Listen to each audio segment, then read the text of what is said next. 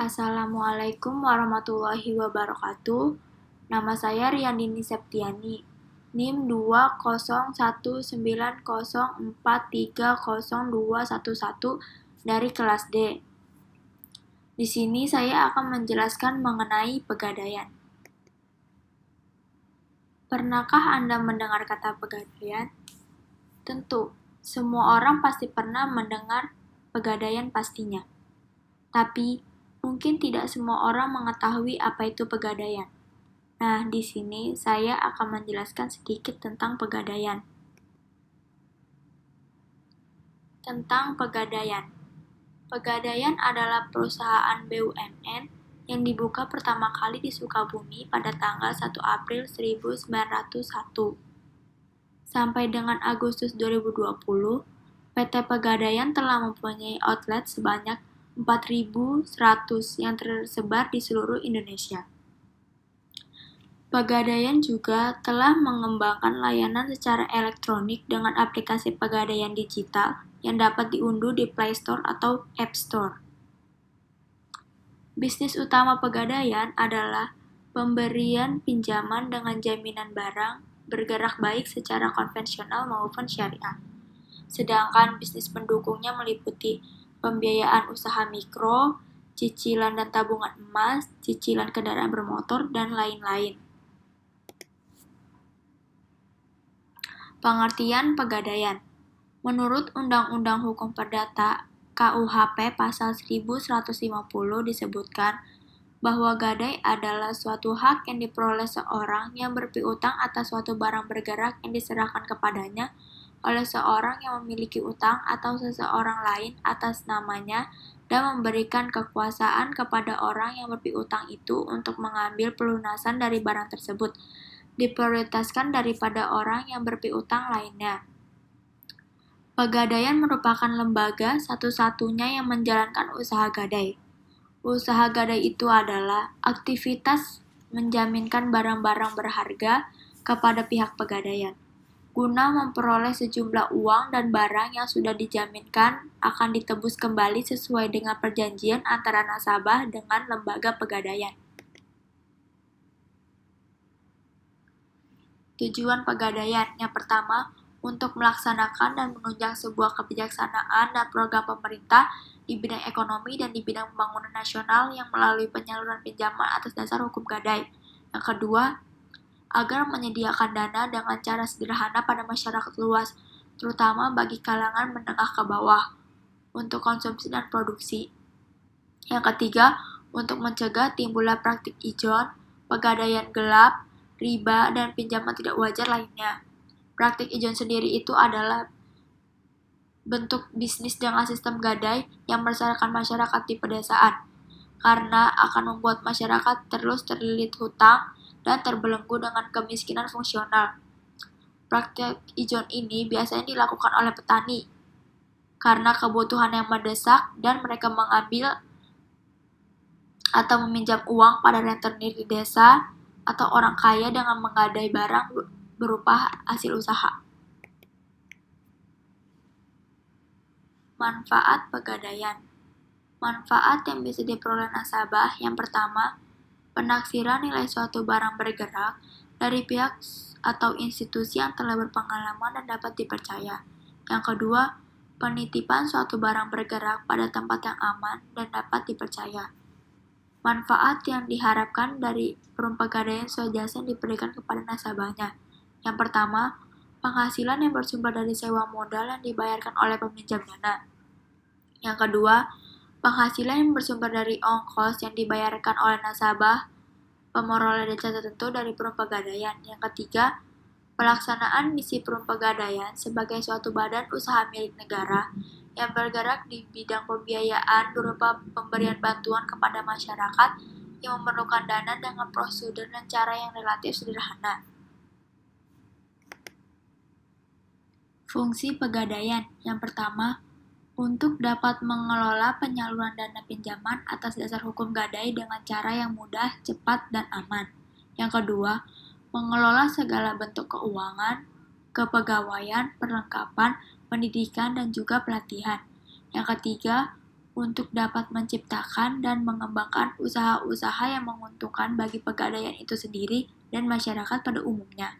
Yang keempat, untuk bisa mengelola organisasi dan tata cara pelaksanaan pegadaian. Yang kelima, untuk sebuah pengembangan dan pengawasan dalam pengelolaan pegadaian. Kegiatan pegadaian yang pertama, penghimpun dana. Dana yang diperlukan oleh pegadaian untuk melakukan kegiatan usahanya berasal dari yang pertama, pinjaman jangka pendek dari perbankan. Yang kedua, pinjaman jangka pendek dari pihak lain. Yang ketiga, penerbitan obligasi. Yang keempat, modal sendiri.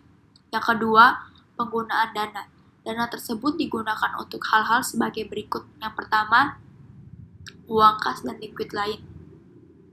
Perum pegadaian memerlukan dana likuid yang siap digunakan untuk berbagai macam kebutuhan. Yang kedua, pembelian dan pengadaan berbagai macam bentuk aktiva tetap dan inventaris. Aktiva tetap berupa tanah dan bangunan, sedangkan inventaris ini tidak secara langsung dapat menghasilkan penerimaan perum pegadaian, namun sangat penting agar kegiatannya dapat dijalankan dengan baik. Yang ketiga, pendanaan kegiatan operasional. Kegiatan operasional perum pegadaian memerlukan dana yang tidak sedikit. Yang keempat, penyaluran dana. Penggunaan dana yang utama adalah untuk disalurkan dalam bentuk pembiayaan atas dasar hukum gadai. Yang kelima, investasi lain. Kelebihan dana yang belum diperlukan untuk mendanai kegiatan operasional maupun belum dapat disalurkan kepada masyarakat dapat ditanamkan dalam berbagai macam bentuk investasi jangka pendek maupun jangka menengah. Produk dan jasa perum pegadaian. Produk dan jasa yang ditawarkan perum pegadaian kepada masyarakat adalah sebagai berikut. Yang pertama, 1. Pemberian pinjaman atas dasar hukum gadai. Yang kedua, penaksiran nilai barang. Jasa ini dapat diberikan oleh perum pegadaian karena usaha ini mempunyai peralatan penaksir serta petugas yang sudah berpengalaman dan terlatih dalam menaksir nilai suatu barang yang akan digadaikan. Yang ketiga, penitipan barang. Pegadaian dapat melakukan jasa tersebut karena perusahaan ini mempunyai tempat penyimpanan barang bergerak yang cukup memadai. Masyarakat menitipkan barang di pegadaian pada dasarnya karena alasan keamanan penyimpanan, terutama bagi masyarakat yang akan meninggalkan rumahnya untuk jangka waktu yang lama. Yang keempat, jasa lain. Pegadaian tertentu juga menawarkan jasa lain seperti kredit pada pegawai dengan penghasilan tetap. Jenis pegadaian. Ada 2 jenis pegadaian. Yang pertama, pegadaian konvensional dan pegadaian syariah. Pegadaian konvensional adalah tempat untuk meminjamkan barang-barang agar bisa memperoleh uang dan nantinya bisa ditebus kembali setelah jangka waktu terlewati. Yang kedua, pegadaian syariah adalah suatu lembaga keuangan non-bank yang dimiliki oleh pemerintah yang mempunyai hak memberikan suatu pembiayaan kepada masyarakat berdasarkan hukum gadai yang terdapat di dalam syariat Islam dan peraturan perundang-undangan yang berkaitan dengan pegadaian syariah. Dalam kegiatan operasional, pegadaian syariah menggunakan 2 akad, yaitu yang pertama akad rohon, yang kedua akad ijarah. Akad rohon yang dimaksud adalah menahan harta milik si peminjam sebagai jaminan atas pinjaman yang diterimanya. Pihak yang menahan memperoleh jaminan untuk mengambil kembali seluruh atau sebagian piutang. Akad ijarah, akad pemindahan hak guna atas barang dan atau jasa melalui pembayaran upah sewa, tanpa diikuti dengan pemindahan kepemilikan atas barangnya sendiri. Perbedaan pegadaian syariah dan konvensional. Pegadaian syariah tidak mengenakan bunga atas uang yang dipinjamkannya, karena pegadaian syariah itu beroperasi berdasarkan prinsip tolong-menolong dan tidak hanya berfokus pada keuntungan semata. Sedangkan pegadaian konvensional memiliki motif untuk membebankan bunga atau sewa modal bagi peminjam. Yang kedua, Pegadaian syariah memberlakukan gadai untuk semua jenis barang yang mengandung manfaat, bergerak dan tidak bergerak, sedangkan pegadaian konvensional hanya untuk benda yang tidak bergerak. Yang ketiga, gadai konvensional dilakukan melalui pegadaian, sementara rohan, gadai syariah, tidak mesti melalui suatu lembaga atau dapat dilakukan secara langsung oleh masyarakat. Mekanisme pelaksanaan pegadaian konvensional dan syariah. Yang pertama, pegadaian konvensional. Cara kerja ini biasa dilakukan kebanyakan orang yang membutuhkan dana ke pegadaian dan menyerahkan barang yang akan digadaikan. Selanjutnya, petugas pegadaian akan menaksir harga barang yang digadaikan dengan memberikan pinjaman uang dengan waktu maksimal 4 bulan. Karena pegadaian seperti halnya bank, yang merupakan lembaga keuangan, maka pegadaian ini juga mengenakan biaya jasa untuk jumlah nominal yang dipinjamkan, dan untuk mendapatkan kembali barang yang digadaikan, Anda harus menembusnya. Di bank, biaya jasa ini disebut dengan bunga. Yang kedua, pegadaian syariah.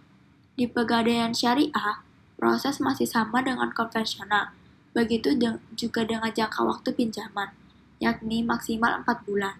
Yang membedakan, biaya jasa diganti dengan biaya penitipan. Biaya penitipan ini maksudnya, peminjam akan menitipkan barang yang nilainya juga akan ditaksir oleh petugas. Barang-barang yang bisa digadaikan yang pertama, barang-barang perhiasan seperti perak, intan, emas, mutiara, dan lain-lain. Yang kedua, barang-barang elektronik seperti kulkas, radio, TV, tab, dan lain-lain. Yang ketiga, kendaraan seperti motor, mobil, dan sepeda. Barang-barang rumah tangga itu seperti barang-barang yang pecah belah. Yang kelima, mesin ketik, mesin jahit, dan lain-lain. Tekstil itu bisa berupa kain batik dan permadani. Yang ketujuh, barang-barang lain yang dianggap bernilai. Barang yang tidak bisa digadaikan, yang pertama itu binatang ternak seperti sapi, kerbau. Itu tidak bisa digadaikan karena memerlukan tempat penyimpanan khusus dan memerlukan cara pemeliharaan yang khusus. Yang kedua, hasil bumi, seperti padi, jagung, tidak bisa digadaikan karena mudah busuk atau rusak. Barang dagangan dalam jumlah besar. Barang dagangan dalam jumlah besar itu tidak bisa digadaikan karena memerlukan tempat penyimpanan yang sangat besar yang tidak dimiliki oleh pegadaian. Yang keempat, barang-barang yang cepat rusak, busuk, atau susut. Yang kelima, kendaraan yang sangat besar. Yang keenam, barang-barang yang mudah terbakar. Yang ketujuh, barang-barang yang disewa belikan. Yang kedelapan, barang-barang ilegal. Keuntungan usaha gadai bagi nasabah. Yang pertama, waktu yang relatif singkat untuk memperoleh uang, yaitu pada hari itu juga. Hal ini karena prosedurnya yang tidak susah atau berbelit. Yang kedua, persyaratan yang sangat sederhana sehingga memudahkan konsumen untuk memenuhinya. Yang ketiga, pihak pegadaian tidak mempermasalahkan uang tersebut digunakan untuk apa, jadi sesuai dengan kehendak nasabahnya. Bagi perusahaan pegadaian, yang pertama, penghasilan yang bersumber dari sewa modal yang dibayarkan oleh peminjam dana.